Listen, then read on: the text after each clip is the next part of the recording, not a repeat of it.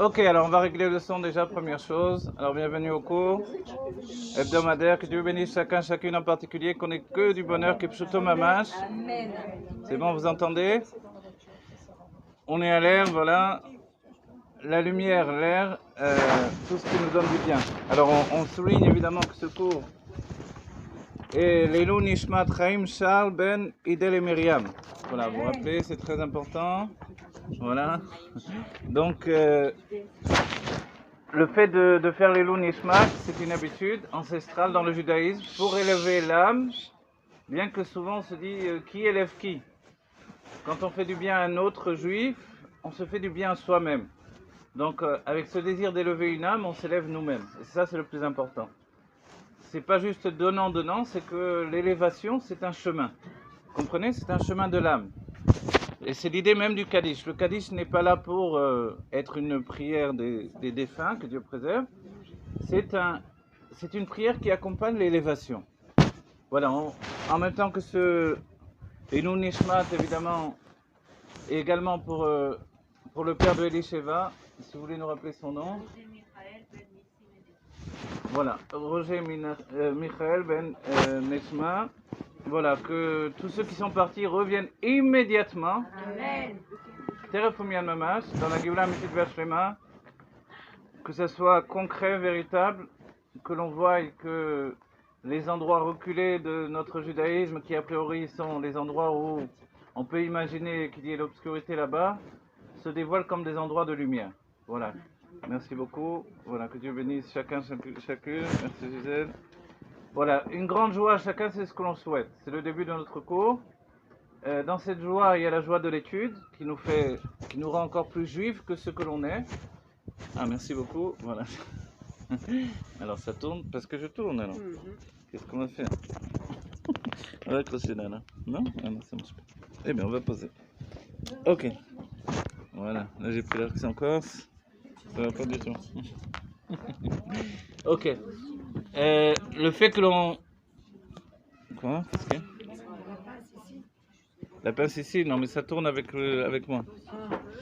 Alors voilà, je vais la tenir là, on va essayer de voir. Ou alors je vais la poser. Je vais la poser à côté. Voilà, bon, on va dire c'est l'inconvénient du direct. Vous connaissez ça, hein? Voilà. Top. Le Rabbi Melech HaMashiach, c'est lui qui nous a donné les outils de compréhension du judaïsme de l'ère moderne qui est l'ère du Mashiach. On rentre dans une époque qui est l'époque du Mashiach, non pas uniquement Imot HaMashiach, les jours du Mashiach, mais la Géoula Amitit Vashlema. Cette Géoula Amitit Vashlema, elle sort de nous profondément, elle est déjà en nous. Elle nous a traversé, elle nous a entraînés jusqu'à ce jour d'aujourd'hui. Elle va nous faire pénétrer dans un nouvel univers au sein même de notre réalité. Et ça, on le souligne jamais assez. Le Gola qui devient Géoula par le Aleph. Le Aleph, c'est ça, c'est notre étude. C'est ce que l'on fait. Ce que l'on vient rajouter de compréhension au dévoilement divin qui se trouve dans la matière du monde. Ce dévoilement divin dans la matière du monde, il est dans un stade de voile, mais le voile lui-même, c'est la structure même d'un monde. Vous savez qu'en hébreu, le monde, c'est Olam. Ok? Mais Olam, ça veut dire Elem en hébreu. Donc s'il y a un monde, il y a un voile. Notre travail de Yehudi, c'est de sortir du monde. Comment on sort du monde? Puisqu'on a pour mission d'entraîner l'élévation de la matière, en dévoilant ceux qui habitent la matière, c'est-à-dire l'essence de Dieu, la présence de Dieu, profondément. Alors notre travail, c'est d'utiliser le voile pour en faire un outil de dévoilement. Et c'est exactement l'enseignement du Rabbi Melech HaMashiach. Comprenez ce que je dis ou non? On va souhaiter immédiatement un grand Mazal Tov à la Baalat Yom Houledet aujourd'hui. Voilà, Marilyn, que Dieu vous donne un grand Mazal Tov. Voilà, que vous bénissiez tout le monde et que ce jour qui est le jour de votre Mazal qui brille, ce soit une bénédiction pour le peuple juif. Voilà. Chacun doit prendre conscience de son importance dans la venue de la Géoula Amitit Vashlema. Compte tenu que la Géoula c'est un dévoilement, chacun doit accéder à son propre dévoilement. On ne peut pas attendre que quelqu'un d'autre le fasse pour nous. Et c'est pour ça qu'il est pressé de résoudre tous nos problèmes psychologiques, médiatiques, philosophiques, ce que l'on veut. C'est-à-dire, c'est quoi, voilà, psychédélique c'est pas moi qui ai dit. Psychiatrique. Ah, psychiatrique, alors. Ok. Comment on résout tout ça? En vivant instantanément et intensément l'instant présent. C'est le secret du Baal Shem Tov. L'instant présent est capable de tout corriger. Et c'est pour ça quand on dit le jour d'un anniversaire, c'est un jour où brille mon âme avec une grande intensité. Et cette intensité doit nous porter vers la Géoula Amitית Vashlema, à commencer par ma propre Géoula personnelle. Et c'est un investissement, un avancement dans notre âme, on va dire que c'est une communion avec notre âme profondément, une fusion avec notre âme. Il y a quelque chose d'unique qui se passe ce jour-là. Et dans les minagim de la Chassidut, on dit qu'à la fois on fait Idvadut. Alors voilà, vous avez le commencement de Idvadut, si vous voulez le faire encore, évidemment. Hein? En hébreu, en hébreu. En hébreu, madame. Pour ça, on va vite passer parce que c'était la semaine dernière. C'était en fait. Non, c'était Shabbat dernier. Ah! Et j'aime pas ni dire ni faire. Shabbat dernier, c'était moi aussi, alors on a le même Yom Houledet. Chavtet Tishri? Ouais. Chavtet Tishri? Et Rejvan, c'était. Shabbat dernier, c'était. Vendredi soir, Vous parlez de Shabbat d'avant. Ah non, Vous vous parlez c'était de il y a deux Shabbat Shabbats. Ah, il y a deux Shabbats, voilà, c'est moi qui ne vois pas le temps passer. Je sais. Heureusement que je tiens les- Ok, bravo. Allez, venez. Ah, les femmes. Heureusement qu'il y a des femmes, voilà. Pour nous rappeler, pour nous remettre les pieds sur terre, comme on dit. Oh, écoutez. Bon, voilà, quoi qu'il en soit, tout ce que l'on dit, c'est pour apporter la Géoula Mitiveh Shlema et prendre conscience qu'elle est déjà là et que nous devons aller à la rencontre de la Géoula, ok? Dans notre livre, Tafreshan Bet du Rabbi Rachab, on apprend une chose extraordinaire, c'est qu'il y a un espace-temps et que cet espace-temps, il est lié à l'expression d'un monde et que chaque monde a sa signification de l'espace-temps. Voilà, c'est bien qu'il y a un niveau où il n'y a pas du tout d'espace-temps. Comprenez ça? Non, moi je ne comprends pas. Je ne comprends pas dans le sens de date, parce qu'à ce niveau-là, je n'existe pas, vous comprenez? Or, justement, quand on parle de Yom Houledet, le jour de naissance, c'est... Comment l'exprimer? C'est la rencontre avec un espace-temps défini. Justement, dans l'espace et dans une notion temporelle. Donc je suis venu au monde, celui qui est venu au monde en Algérie, en Tunisie, au Maroc, voilà pour le côté forain. En Russie, en Ukraine ou en Pologne, etc., etc. Je suis venu au monde dans un endroit particulier, c'est parce qu'il y a une décision divine qui est en accord avec mon âme telle qu'elle se trouvait dans le monde de Hatzilut. Et ça, c'est très important. Le monde de Hatzilut, c'est l'endroit où nos âmes se sont structurées de manière divine. Et là, à ce moment-là, elles ont pris la structure qui va être en rapport avec ce que va être leur vie dans le monde matériel. Ceci dit, il y a ensuite une nécessité de s'habiller dans des vêtements d'expression. Et c'est pour ça que l'on descend par des mondes différents. Bria, comment l'intellect va comprendre les choses, quel est le cheminement de l'intellect personnel de chacun pour arriver au bout de notre compréhension de la Torah et des mitzvot. Ensuite, dans Yetzira, comment mes sentiments vont s'organiser, se structurer. Qu'est-ce qui va me toucher? Mon chapeau ne va pas s'enlever. Et ensuite, Asiya, qu'est-ce qui est en rapport avec moi dans le monde matériel? Vous savez ce que je dis là, le dernier point, on va dire, les gens qui sont enfermés dans la matière, puisque la teva, c'est aussi l'étymologie de se noyer, vous vous rappelez? La teva, ta voix, on se noie dans le monde de la matière. Donc celui qui se noie dans le monde de la matière, tout ce que je dis là, il se demande bien de quoi je parle. La Chassidut est venue nous exprimer que nous avons une structure divine qui a précédé notre apparition dans le monde de la matière. Quelle est la raison? Pourquoi on a besoin de savoir qu'on a une structure divine? De manière en fait à agencer notre travail ici-bas en correspondance avec notre structure divine. Vous comprenez ce que je dis? C'est trop compliqué, je reviens en arrière, mais pensez bien que c'est simple d'abord. C'est-à-dire que ce que je réalise ici-bas est en relation avec ce que je suis là-haut. Maintenant, le Rabbi Rachab, à la suite de l'Admorazaken et de tous les Rebbeim, vient nous dire, mais ne crois pas que là-haut c'est là-haut et en bas c'est en bas, forcément, c'est pas la maternelle du judaïsme.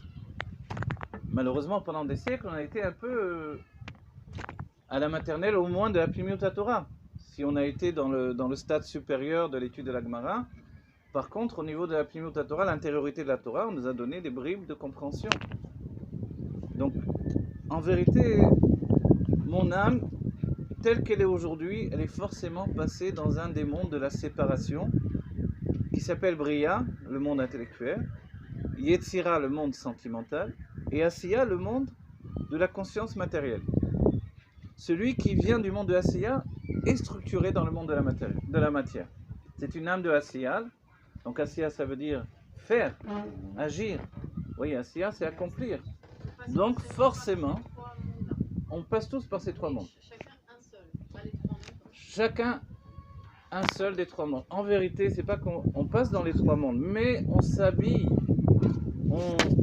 Le Rabbi dit 9 mois, c'est le temps de la gestation, on va dire générale, qui correspond au temps qu'il faut pour une âme de gestation dans un des trois mondes en question. Vous voyez, ça prend 9 mois pour que l'âme descende en fait. Donc ce qui se passe dans le corps, c'est une notion de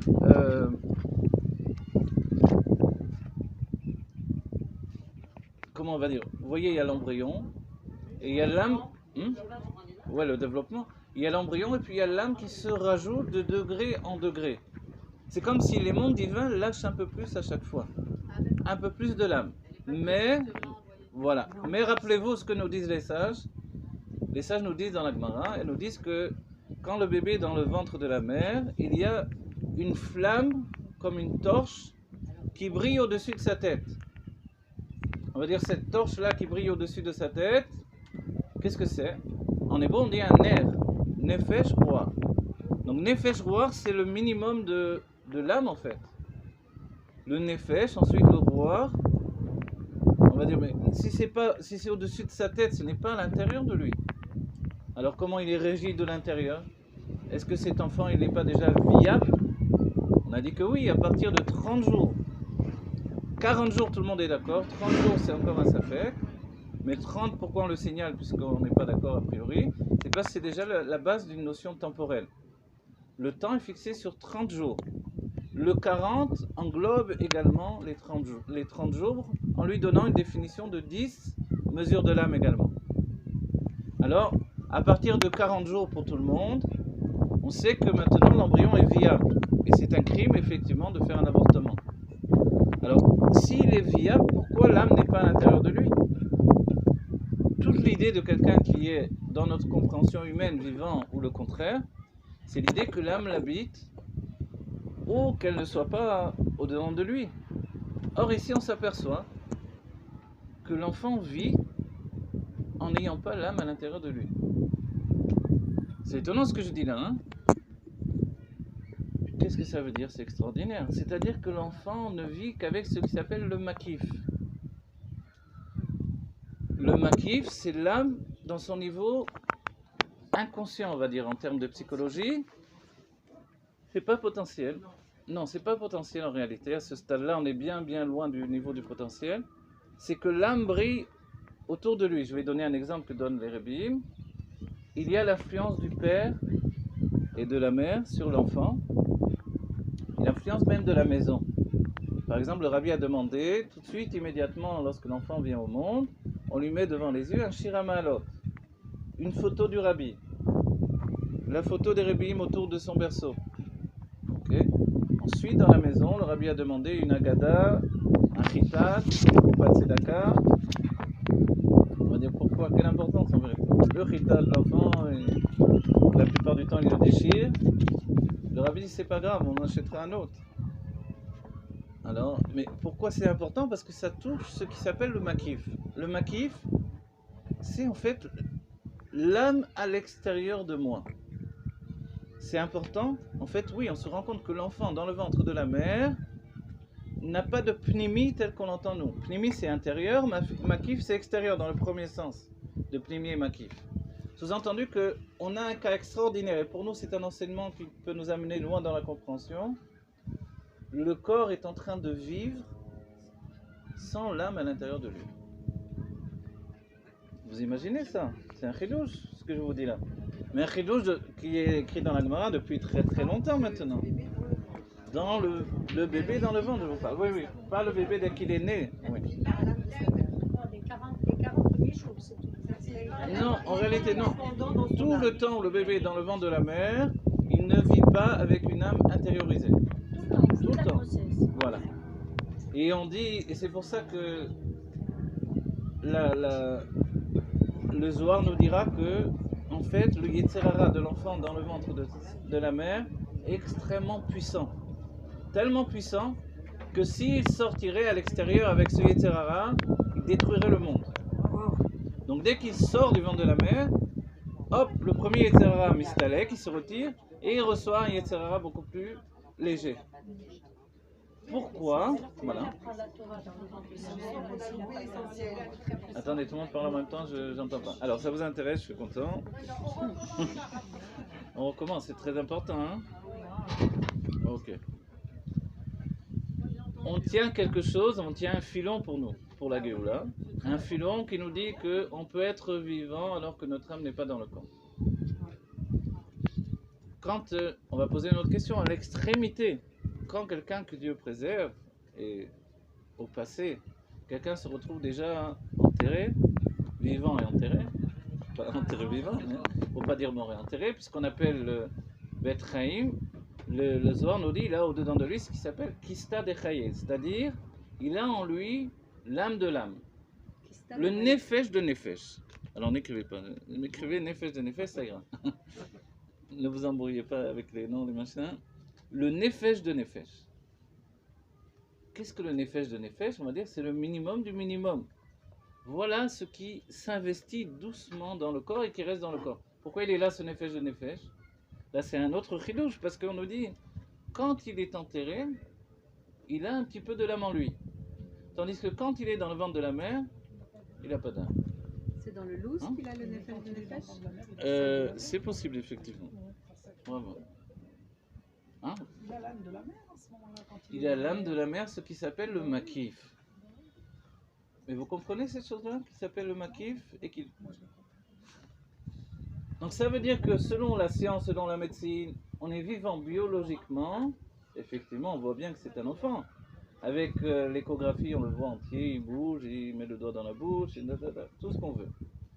Mais en réalité, selon les normes même de la Torah, puisque Nefesh Roar se trouve à l'extérieur, c'est son air, il n'est pas considéré comme vivant d'un certain point de vue. Et pourtant, la Torah nous dit, à partir de 40 jours, il est vivant. Alors, sous-entendu qu'il y a une vie indépendante de la vie de l'âme. Et c'est là où on veut en venir. Et c'est très très important. C'est-à-dire que jusqu'à présent, on n'a pas tellement d'outils pour comprendre est-ce que c'est vrai que le corps peut vivre seul. En fait, oui. Et quand on appelle le Mashiach, on l'a dit dans le dernier cours, Semar, c'est parce qu'il vit du makif en fait. Il vit de ce qui l'entoure. Et s'il vit de ce qui l'entoure, sous-entendu qu'il n'a pas besoin d'avoir une âme à l'intérieur. Et c'est assez curieux. Pourquoi je vous ai dit que l'enfant a un très grand Yetzer Hara, nous dit le Zohar? Parce que ce qui s'inscrit à l'intérieur au niveau de l'âme, ça s'appelle le tzaddik. C'est la lettre tzaddik. Donc quand on a un tzaddik, c'est qu'on a le nefesh, ruach, neshama, 3 niveaux de l'âme intériorisés. Chaya yechida, c'est ce qui se trouve à l'extérieur, les niveaux de l'âme qui sont à l'extérieur. Sous-entendu que ce qui vitalise l'enfant, c'est non seulement chaya yechida, donc les niveaux de l'âme qui sont à l'extérieur, mais même son nefesh, ruach et neshama, dont la Gemara ne parle pas parce qu'elle parle que du nerf, sont également à l'extérieur. Alors c'est la Neshama qui fait tout. Alors non. C'est ça qui est extraordinaire. C'est que on peut se dire, vous savez ce que dit le Harizal nous dit que quand un enfant vient au monde, c'est un miracle. C'est un miracle. Et pourquoi c'est un miracle? Parce qu'en fait, il faut une réunion d'éléments extraordinaires pour entraîner la vie. Et cet élément-là, quand on prend le Samervav du Rabbi Rachab, le livre qui précède ce livre-là, le Tafrechen Bet, le Rabbi Rachab nous dit, en fait, ce qui donne la vie, ce n'est pas le pnimi. Ce n'est pas les structures de lumière qui s'intériorisent. C'est le makif. C'est-à-dire la lumière qui est là, qui entoure les mondes et qui ne subit jamais de changement de la situation du monde inférieur, on va dire, de la perception du monde inférieur. Sous-entendu que le makif, c'est lui l'essentiel. Dans les mondes, ça s'appelle le Sovev Kol Almin, la lumière qui entoure tous les mondes. Vous vous rendez compte? C'est-à-dire qu'en réalité, la vie n'est pas une vie de l'intérieur. Elle ne devient une vie de l'intérieur qu'à partir du moment où l'enfant sort du ventre de la mère. Il est dit à ce moment-là, vous vous rappelez, le nombril était ouvert dans le ventre de la mère, il se nourrissait par le nombril, et sa bouche était fermée. Dès qu'il sort du ventre de la mère, sa bouche va s'ouvrir et le nombril se ferme. C'est extraordinaire, c'est-à-dire il y a un timing idéal. Il y a en un seul instant, clac. Un clapet se ferme, un clapet s'ouvre, c'est immédiat. Et l'enfant pleure immédiatement. Est-ce que dans le ventre de la mère, il a déjà pleuré? Il n'a pas pleuré. Et pourquoi il n'a pas pleuré en réalité? On va dire parce que la bouche était fermée. Alors comment il met le pouce dans la bouche? Donc la bouche est fermée, mais elle n'est pas fermée comme on peut l'entendre. C'est-à-dire que s'il met le pouce dans la bouche, c'est bien que la bouche est quand même ouverte. Alors à quel degré c'est fermé? Dans la gorge, à l'intérieur? Vous voyez, on peut se demander ce détail-là. Donc la bouche est fermée parce que finalement il n'a pas d'expression de son pnimi achutzat, c'est-à-dire de ce qui est en lui ne s'exprime pas encore à l'extérieur, si ce n'est par le mouvement, si ce n'est par le makif. Si bien que la mère elle-même, pendant tout le temps de la grossesse, elle est très makif. Qu'est-ce que ça veut dire makif? Il y a deux forces du makif, c'est la volonté et le plaisir. On se rappelle tous, et on le sait, les envies d'une femme enceinte. Je veux ça, j'ai envie de ça, j'ai envie de ça. Les envies sont terribles. Et le plaisir, un besoin de plaisir constant. Et ça, cette structure-là, c'est ce qui va être transmis à l'enfant. Un enfant vient au monde, immédiatement il met en place sa structure qui s'appelle le keter en fait. Un enfant c'est keter uniquement, il y a la volonté et le plaisir. Il ne vit que dans ces deux structures-là. Volonté, plaisir. En grandissant, il va se diriger vers un troisième élément qui commence à briller au-dedans de lui. C'est une structure intérieure qui va se mettre en place. Et ce nouvel élément, c'est l'intellect. Quand il va arriver à l'âge de 12 ans pour une fille et 13 ans pour un garçon, il va recevoir maintenant le dévoilement du roi qui tout à coup va pénétrer à l'intérieur, le dévoilement du date, la conscience. Tout à coup, la conscience va briller dans son intellect. C'est là où on explique que l'âme divine pénètre au-dedans de lui. C'est-à-dire que jusqu'à présent, on avait uniquement l'âme animale. Là aussi, c'est un autre phénomène extrêmement étrange. C'est-à-dire qu'un juif qui est kadosh et tahor peut vivre jusqu'à 12 ans, 13 ans sans le dévoilement de son âme divine. Et ce qu'on s'aperçoit, c'est qu'au moment où l'âme divine se dévoile, c'est le moment du bouleversement terrible. Le bouleversement, à ce moment-là, vient du fait de la lutte entre l'âme divine et l'âme animale qui s'engagent. Auparavant, le bouleversement était sur deux niveaux uniquement, c'était volonté-plaisir. C'est-à-dire que la volonté n'était qu'un moyen d'aboutir au plaisir. Ce qui se définit par la définition du Tzemar Tzedek, Ratzon leitanek, un désir d'avoir du plaisir. Et ça, c'est toute la structure d'un enfant, c'est toute la structure de l'âme animale.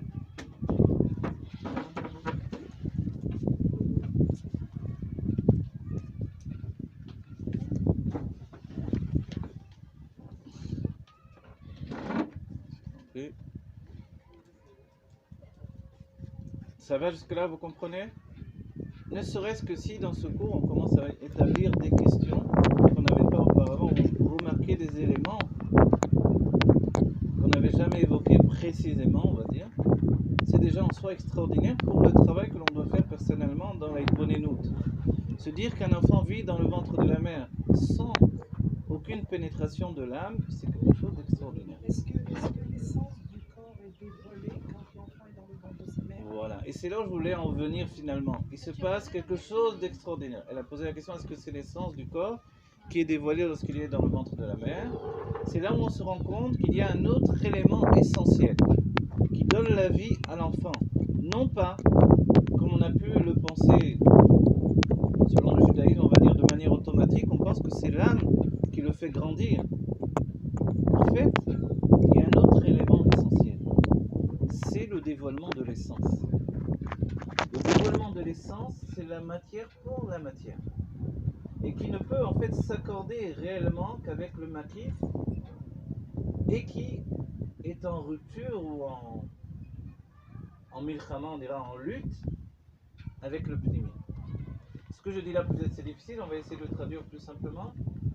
Regardez, on a une influence extérieure. Quand un enfant, on dit qu'il est tzaddik, ben tzaddik, en réalité, jusqu'à la bar mitzvah, on ne peut pas affirmer qu'il est un tzaddik, puisque le dévoilement de l'âme divine ne s'est pas fait en lui. C'est pour ça qu'on rajoute ben tzaddik, sous-entendu que le makif de son père brille sur lui d'une manière essentielle. Son père. Non, non, non. Et sa mère, on va dire, c'est aussi un niveau de makif. Le niveau du makif de la mère, c'est toute la maison entière. C'est bien qu'on dira que pour l'éducation au quotidien, le travail de la mère est essentiel. Il y a du vent. Moi, je me rappellerai toujours, quand je l'ai dit une fois au moins, quand j'étudiais avec les Mekoubalim, avec les kabbalistes, le collège où on étudiait, c'était une espèce d'immense grotte, très grande. Et il y avait forcément, il y avait un immense ventilateur de plafond. Et quand on se mettait sur la table, on ouvrait le ventilateur, forcément, il y avait tout qui volait. Il tournait pas un petit peu, il tournait à une vitesse comme une hélice d'avion. Je me rappelle, alors il y en a un qui est venu, il s'est installé, il a commencé, il écrivait beaucoup, il avait plein de feuilles autour de lui. Beaucoup écrivaient des livres, c'était des rachés yeshivot, même des chefs de yeshivot. Il s'installe, il met tous ses papiers autour, et puis il commence à avoir chaud forcément. Alors il va allumer le ventilateur qui met un temps avant de s'allumer, donc il s'installe avec ses feuilles. Et puis tout à coup, tout s'est envolé, toutes ses feuilles. Alors ici, il est revenu énervé. Et moi j'étais à côté, je rigolais.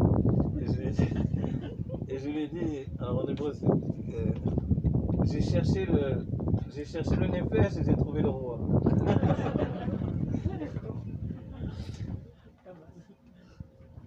Bon. Mais c'est comme ça. Sachez que le vent, c'est un phénomène qui véhicule en fait la vie, qui véhicule le désir de vivre. Et le vent véhicule en fait un bonheur de vivre. Mais le vent, ça enlève le chapeau, ça fait quoi ça? On adore être en plein vent sur un bateau, il n'y a rien de plus merveilleux. Mais en même temps, il faut tenir la kippa accrochée, il faut... Ok. Alors, si on a bien compris, c'est extraordinaire ce que l'on vient juste de remarquer, ce que nous disent les sages, parce que de nous dire que le nerf brille à l'intérieur et qu'il voit, pensez bien, à partir du nerf, l'enfant dans le ventre de la mère voit d'un bout du monde à l'autre bout du monde. Vous rappelez l'expression Misof haolam ve'ad sofo. Le terme est utilisé pas simplement pour l'enfant dans le ventre de la mère, mais pour celui qui accède également à la vision de la lumière des Sheshet Yemei Bereshit, les 6 jours de la création. Il y avait une lumière particulière qui n'était pas celle du soleil ni de la lune, et qui a permis qu'il y ait un premier jour avant même l'apparition dans le ciel du soleil et de la lune.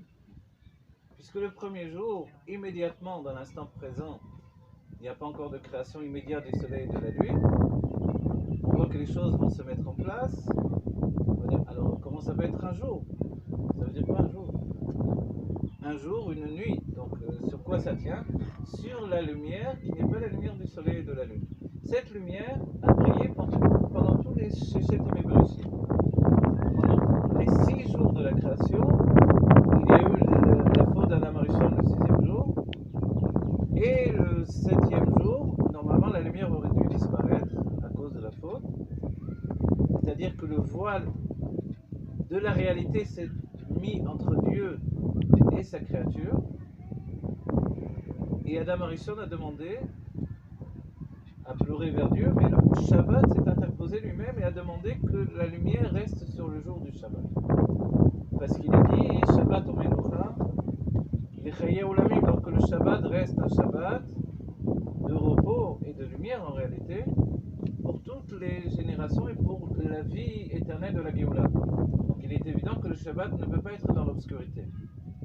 Donc la lumière a été repoussée, l'obscurité à venir, et la lumière qui était reliée au soleil a été repoussée pour un Motzei Shabbat. Et un Motzei Shabbat, ça a été la première nuit. Et la terreur indicible, on va dire, de Adam Arishon. Une terreur terrible qui reste en nous, en fait, qui fait que jusqu'à aujourd'hui, on a peur du noir. Même quand on est courageux, qu'on dépasse la peur du noir, on a toujours une sorte de crainte par rapport au noir. En même temps, ça nous fait du bien, un peu d'obscurité, ça tranquillise, c'est vrai, mais il y a une sorte de crainte. Voilà. Et les plus courageux dépassent cette crainte. Pour ce faire, on peut dire que l'enfant dans le ventre de la mère a une lumière au-dessus de lui. Quelle est cette lumière? On a dit c'est l'âme qui brille. Lorsque l'âme brille, en fait, le nefesh et le roi, on a une lumière qui brille. Qu'est-ce qu'impose le nefesh et le roi dans notre réalité?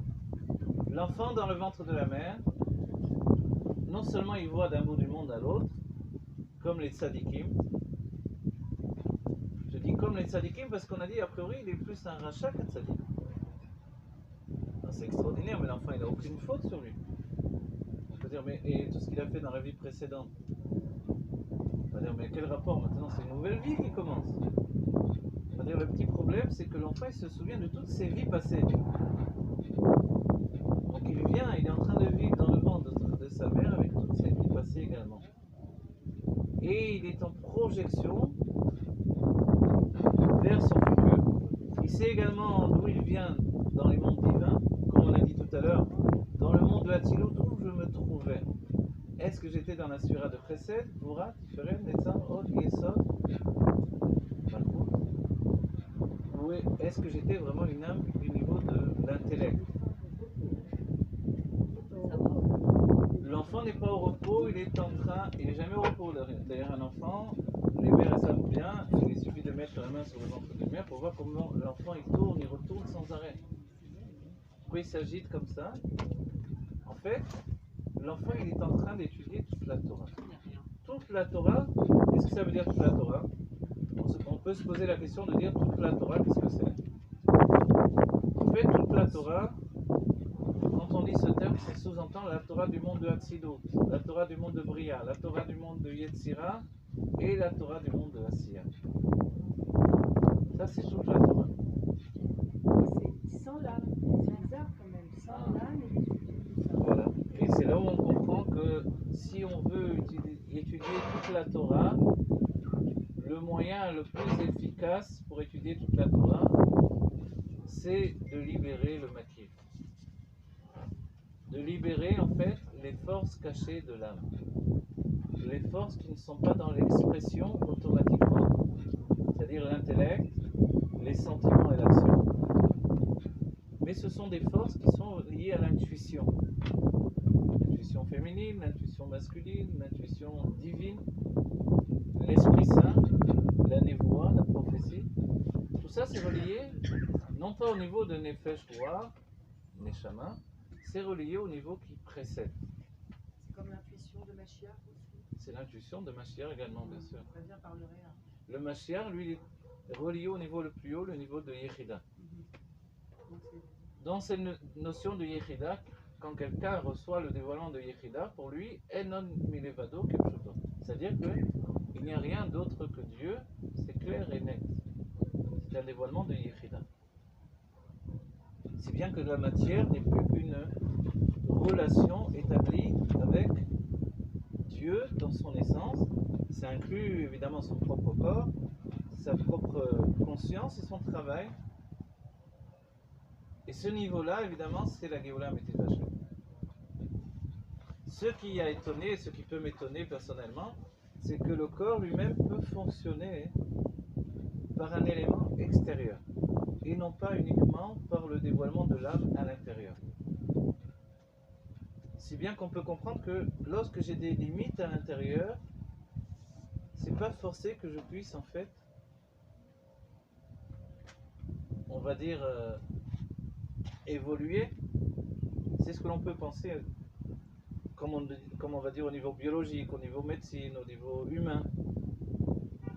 Mais en réalité, la Chassidoute nous dit, moins tu as de bagages, et plus tu peux accéder à l'infini. Et c'était le grand message du Baal Shem Tov. Le Baal Shem Tov vient chercher les juifs les plus simples, qui sont juste ce qui peut s'appeler un matériau brut. Le simple, c'est la simplicité de pouvoir en fait être modelé à l'infini. La grande difficulté de l'intellect, on l'a dit dans le cours précédent, c'est qu'il peut bloquer cette possibilité de modélisation à l'infini. En d'autres termes, tous les a priori viennent nous empêcher d'accéder à la Géoula de notre être. Lui ne passe pas par une notion. Et une notion... Ah, c'était une bonne idée de faire un cours sur le bateau.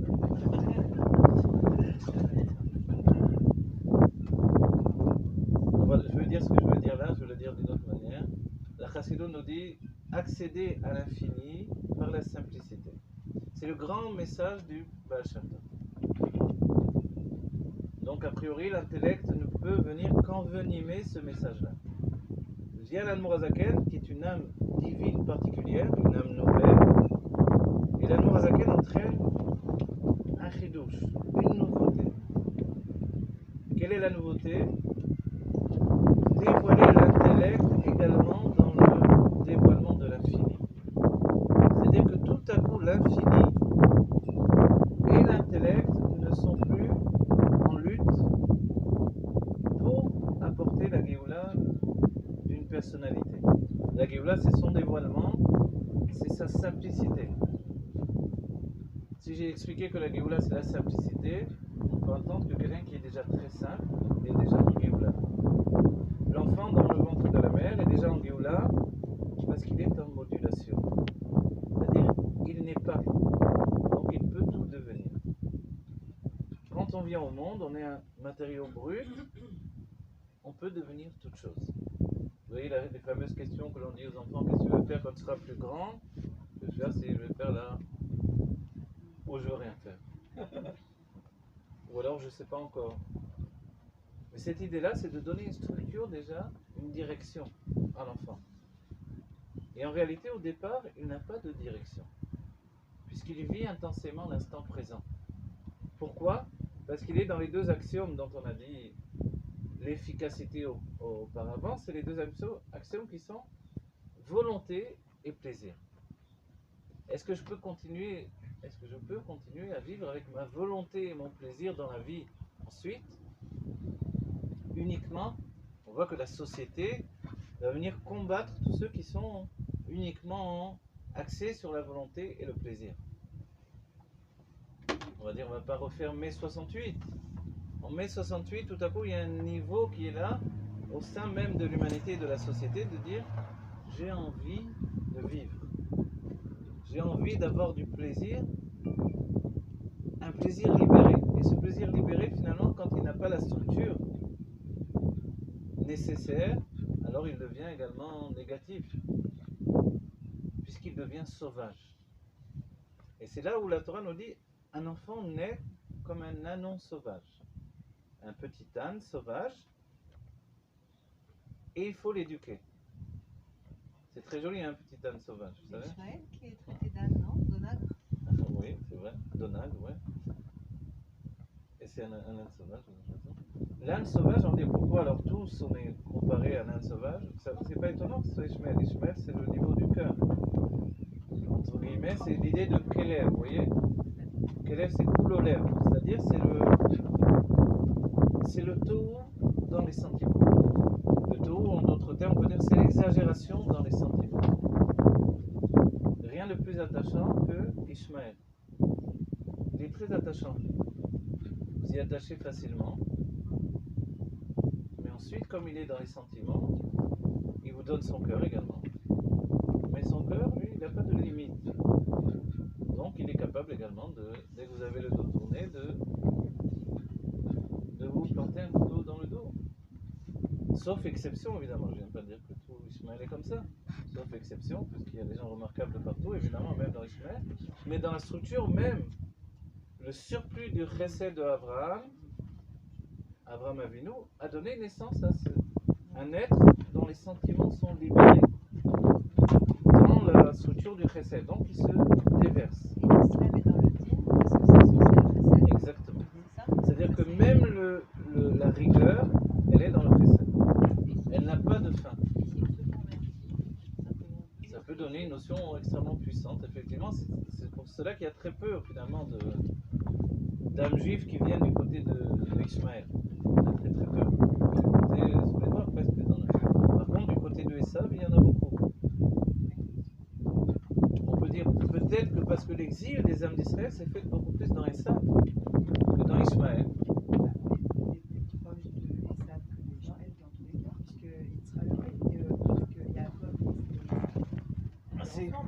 Vous avez raison, mais quelquefois on verra le contraire d'un autre point de vue, vous savez. Attendez, les frères, les voitures,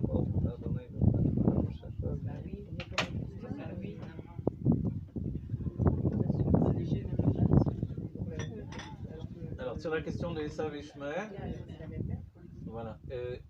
Ishmael, on dit que c'est notre cousin. Okay. Voilà. Tandis que Esav, c'est un Yehudi. Vous vous rappelez? Esav est appelé Yehudi Mouma, un Yehudi juif renégat. Sous-entendu que s'il avait fait Tchouva, se serait dévoilé comme un juif, un Baal Tchouva, ce qui est le niveau de Mashiach en fait. Le Mashiach c'est un Baal Tchouva. Ça ne veut pas dire que dans le peuple juif, c'est uniquement quelqu'un qui avait fait des avérotes qui va faire Tchouva. Le Baal Tchouva c'est un mouvement de Tchouva. L'Anmour Azaken, oui bien sûr c'est le Rabbi Meir Mashiach. C'est le...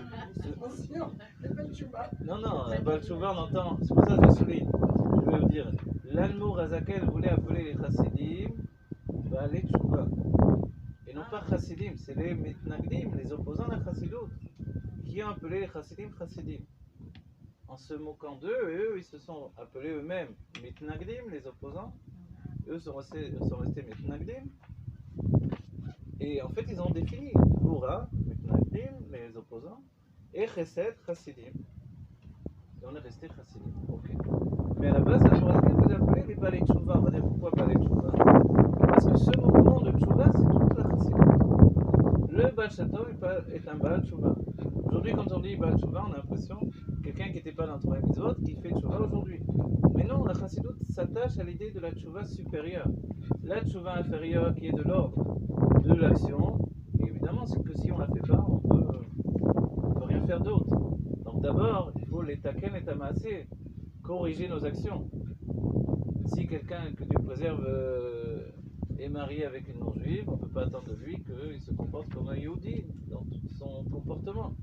Donc alors il doit faire tchouva, revenir à ce qu'il est réellement. Mais en lui s'éveille quelque chose de très profond dans son âme. Qu'est-ce que c'est? C'est le judaïsme qui est en rapport avec son être profond. J'ai donné cette image-là. On va dire, il s'est perdu, a priori il a perdu sa vie. Et c'est là où on rattrape le premier enseignement que l'on a dit. Le premier enseignement que l'on a dit, c'est que l'enfant dans le ventre de la mère est un Yehudi sans avoir le dévoilement de son âme. Or, quand un juif, dans sa vie, va repousser le dévoilement de son âme, on peut se dire en quoi il est Yehudi, ce juif-là. En fait, il est Yehudi parce que, voilà, par deux points essentiels qui sont comparables au Makif. Son corps, qui est relié à l'essence de Dieu, qui fait qu'un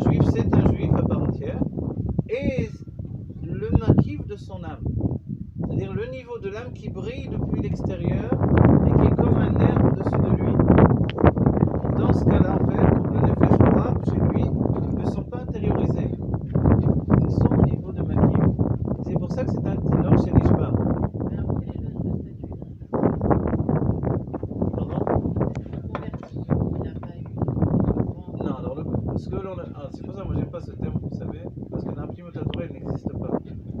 C'est une traduction qui est basée sur, j'imagine en français on n'a pas trouvé d'autres mots, mais le terme il est étranger. Le terme étranger veut dire que c'est un juif étranger au judaïsme, dans un premier temps, et en vérité plus précisément, d'après le Harizal, étranger au monde des non-juifs dans lequel il se trouve. C'est-à-dire qu'il y a un état qui précède. Auparavant, c'est très souvent une âme juive qui s'est perdue dans le temps et qui est tombée dans le minéral, végétal, animal. Ensuite, elle revient dans un non-juif, c'est-à-dire que l'âme n'est pas encore tombée. Et ensuite, dans une nouvelle vie, elle revient dans un non-juif, mais qui est appelé un étranger. On va dire, alors quelle différence? C'est pareil. Non, c'est pas du tout pareil. Pourquoi?